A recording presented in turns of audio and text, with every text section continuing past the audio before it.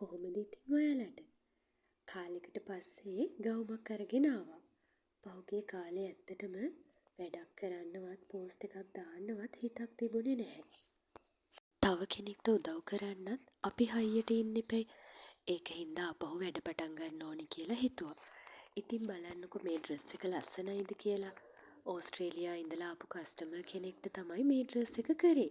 ඒ අක්කි ඕස්ට්‍රේලියා ඉඳලා තමයි මට මෙෂර්මන්ට් ටික එව්වේ. ෆිට් ඕන් එක නම් කරන්න ආවේ නැති වුණාට අක්කිගේ ගෙදරට අපි ඕඩර් එක ඩිලිවර් කරා. අක්කි නම් ගොඩාක් ඩ්‍රෙස් එක දැකලා සතුටු වුණා. ෆිට් ඕන් එකත් ලස්සනටම තිබුණා කියලා කිව්වා.